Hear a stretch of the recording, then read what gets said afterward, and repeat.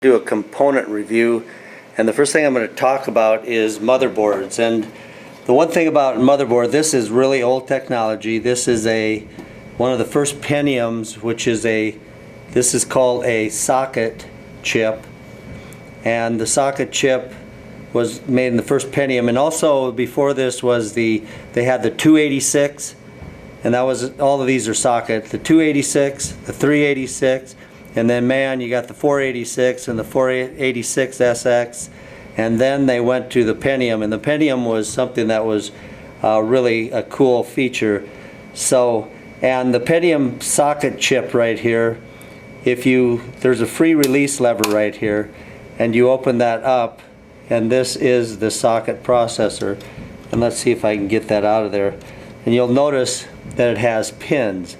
Now these pins are very fragile, these gold pins, and if you put this in the wrong direction and you push on it, it's going to bend the pins and it's ruined. So that zero insertion force, this is the free release lever. Zero insertion means you push it, you break it. It drops in, gravity is what puts it down into the socket here. So you drop it and it pops in. You don't push, and you notice that it fell right in there. So gravity, and this is something that's very, very important, you never push on a chip if it doesn't go down, or you ruin it. If it's just sitting up above there, leave it. You must have it in the wrong direction or it's not lined up right. So that's what ZIF means, Z-I-F, zero insertion force. And then the free release lever, we shut it and the processor's in place. Now these processors will also have on top of them, this is kind of an elaborate one, but they'll have a heat sink that goes on top. And this is for a newer computer. Usually they just had a heat sink without a fan on them, these older ones. Okay, so let's take a look at this motherboard. On this motherboard we have several different types of slots. And before we talk about the slots, this little part right here, this is the power source that connects directly to the power supply. And the power supply, this is an old AT motherboard, and the AT motherboard actually had the switch like this. You turn it on and off. It had a hard power switch. This is called the hard one. Now the switch that comes directly and goes into the motherboard, and the switch is in the case, that's called a soft power switch. So the AT hard power switch, ATX, the newer technology, is a soft power switch. Also, something kind of interesting, the connector right here, it was connected to the power supply with two different types of connectors. Here's one and here's the other. They're with two connectors. Okay, so with two connectors right here, they went into the motherboard, and they would snap on like this and then clip down. Now the problem was, if I put these on backwards, and the two connectors are on backwards, if I put them on backwards, you'll notice that the black wires aren't together. There's two black wires here and two black. This would ruin your motherboard. The blacks have to be together. So I put one there, and I put the second one on, and you'll notice that now the two black wires are together, and this is the way they had to connect. Well, that was kind of crazy because you ruin your motherboard if you get these backwards. So what they came up then is they went to an ATX, and the ATX has just a solid connector here. It doesn't have two pieces that have to be matched up. Now, talking about old technology, you have PCI slots, and these are slots like go to the video cards and things like that. Now here's a PCI card, and the card goes, you'll notice that on a PCI card, this is towards the outside of the case. The card goes, and the slot is a narrow slot, it's a very thin little slot, and it goes on the left side, and that's where the PCI card pops into. And this card actually is a network card. It's an RJ45 jack right here, and that plugs into a network cable. Okay, so that's a PCI card. Now you could have PCI video, you could have PCI Ethernet card, you could have a PCI modem, the old technology where you actually dialed into a telephone. Those were the PCI slots. Now even older than that, this is newer technology, still old, but now new motherboards don't even have these anymore. But here is the old technology. These are ISA cards. An ISA card, I actually have an ISA modem that would plug into a phone line and you would dial into the internet. So you'll notice they're black, they're old, and they're ugly, and you plug that in, and the big gap right here, you can tell immediately that this is ISA, and it pops in here maybe. I used to be much stronger. What movie is that from? I used to be much stronger. I'll give you a little time to guess. What movie is that from? Okay. Okay, what are you doing? I'm sorry. I used to be much stronger.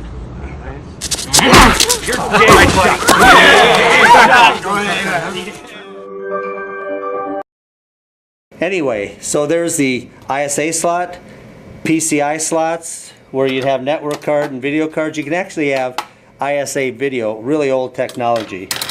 You'll notice also that you have PS2 connectors for the mouse and keyboard.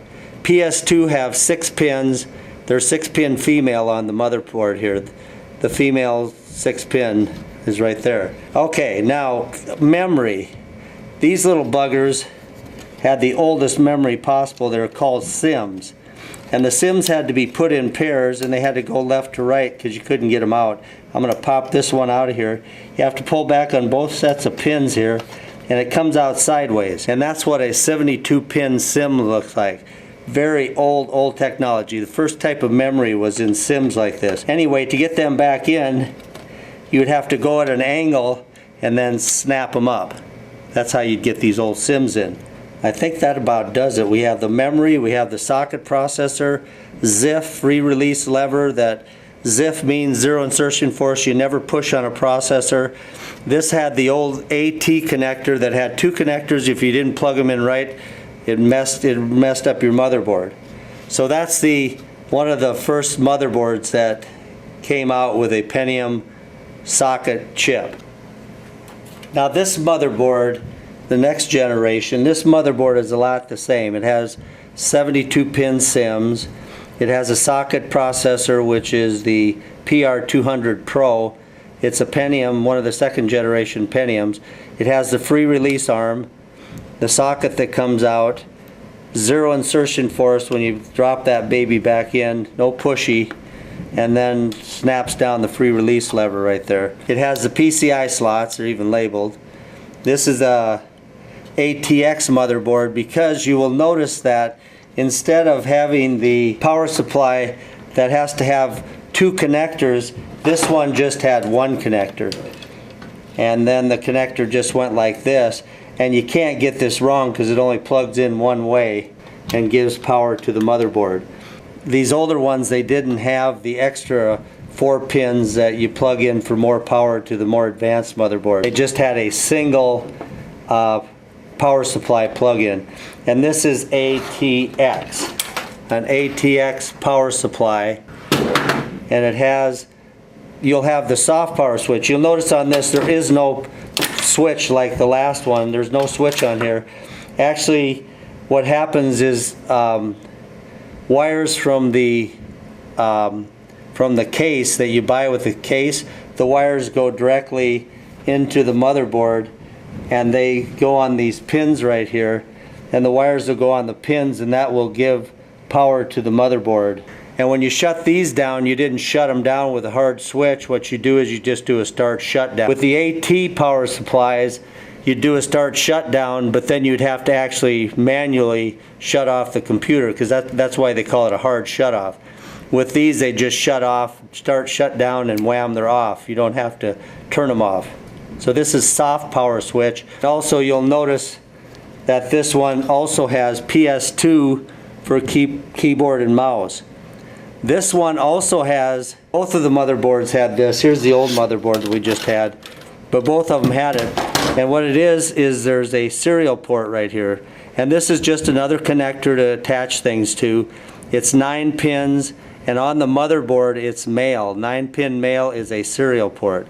The 24-pin female on the motherboard was for a printer. This was called the LTP1 port, and it was a printer port, and that would attach to your local printer. This has EIDE slots. The first slot, the primary slot, is to go to the hard drive.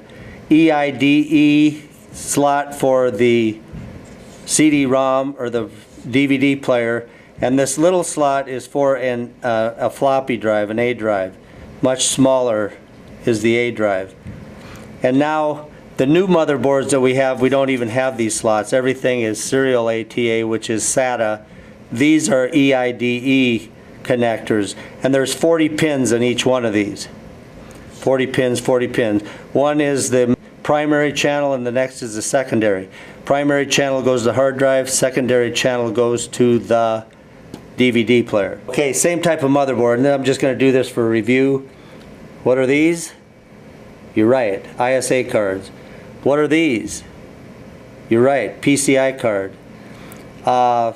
Socket processor, free release lever, zero insertion force with the processor coming in and out, ZIF, Z-I-F, zero insertion force.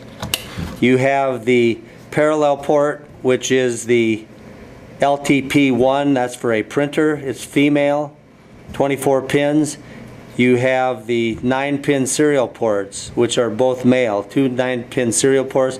You have the PC or PS2 keyboard and PS2 mouse. And when you're looking at it, the keyboard was always on the outside of the case. On the inside is the mouse, on the outside is the keyboard. Now this motherboard is a little bit newer technology. You notice that there is no ISA ports anymore. The ISA are gone.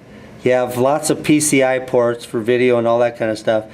You do have an AGP port, and you can tell it's AGP because it's wider than the PCI Express, which came later. So this is older technology. But you'll notice that you have several USB ports now, 4-pin. You have onboard sound. The green is the where you put the speakers. You have the LTP port, which is the 24-pin parallel. You have the 6-pin PS2 ports, and you also have still a serial 9-pin serial port, and you also have onboard RJ45, which is the Ethernet connector. So a little bit more newer stuff coming on this new motherboard. One thing else, you see the sophisticated fan on top of the socket processor, and it has a fan to keep it cool. So I wanted to show you this AGP again. The AGP would come out this way. You'll notice this AGP card, this is an AGP that does not fit. The pins are on the wrong side. So can't use that. Now this one, the notch is on the left side. It fits perfectly. So there's your AGP. You also have, there's a notch back here that has to be pulled back. So you have to actually get this underneath here and push that back. And then when you push it in, this little clip snaps forward. So to get it out, you have to pull this clip back, probably with a screwdriver, because they're hard to get back, to get that card out of there. This is still the old standard. It only has 20-pin connector right here, and it's ATX. Another thing that we do have, though, is this different type of memory. We pop it out, and you'll notice we went to a DDR. We started out with DDR, and all the DDR and the DDR2, DDR3, DDR4, they all have a different number of pins. So when you have DDR, it's actually, these are wider and less pins, where DDR2 has more pins in the same amount of space. And you'll learn how many pins each one of these has eventually, but we're not worried about that right now. So this pops in exactly like SD-RAM, snaps in, and you can only put it one way because the slot is farther to that side than to that side. So it only goes one way, and this would be DDR. And it just as well be DDR2 or DDR3.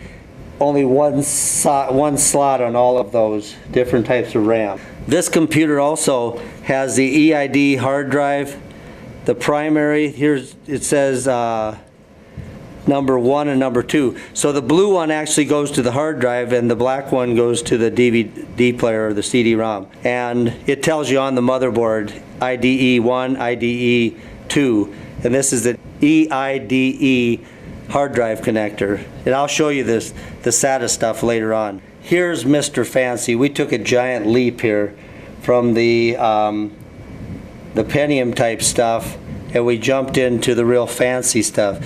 You notice you have DDR3 RAM with heatsink on it to keep the heat away from it, but you notice it has the one slot. It plugs in the same as SD RAM and DDR2, DDR2, DDR3. It just snaps in there. You have a connector, but now the connector is not 20 pins as before. There's 4 additional pins on here. So you have 20 plus 4. So you need a power supply that gives you this extra 4 pins or it won't work. Plus, you have an additional 4 pins in blue. That is another connector that has to be on the power supply. If you don't have this connector on the power supply, that power supply won't work. So you have 24 plus 4. I've seen students that buy them with 24 plus 6, and there's some with 24 plus 8 over here. So it's just getting fancier and fancier. You also have the PCI Express card. For the first time we see a PCI Express, and that PCI Express, you can get it in the littler version or the longer version. Now I don't have a card because the last one I had, somebody borrowed it and they're using it this summer. Notice that the little end is right there, and the little end is on the left side. On a PCI card, the old technology, the little slot is on the right side. E card, the small slot, and then the larger one. Here's the heat sink on top of the card. You've got this little slot on the left side. This one has a fan on it. And notice the little slot on the left side with the notch that hooks into the motherboard. So I don't have this card right here. Most of the stuff that we work with has real integrated video that's really pretty good on the motherboard. You'll notice on this motherboard also they actually have the LTP1 port on here, which is amazing. That's the old printer port. They have the old serial 9-pin. This motherboard has USB ports so that you can have USB keyboard and mouse, which is 4 pins, onboard video. But if you use USB keyboard and mouse, you wouldn't use these right here. You have the SATA ports. There is no EIDE hard drive, 40-pin hard drive anymore. This has a cable that the hard drive has just a small plug like this, and this would go on to here. The power, serial power, would come from the power supply, and you have to have a power supply that has the SATA connector on the power supply.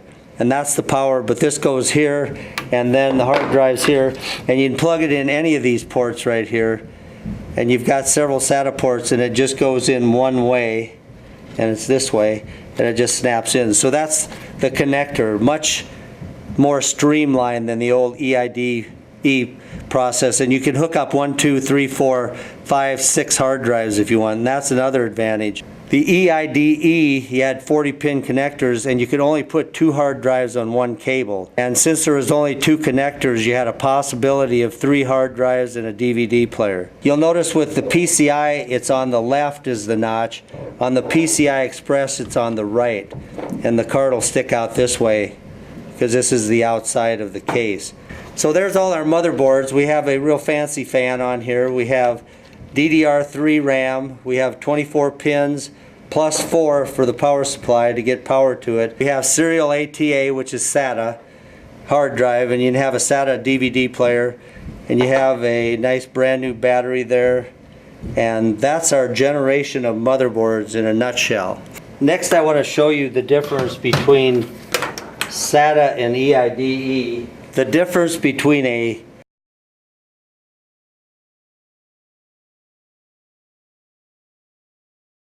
.40 pins and they can only be hooked up one way. So you can piggyback 2 hard drives onto a motherboard. So this would plug into one of these, and that would be your hard drive, and then your DVD player would be on the other one, or your CD-ROM.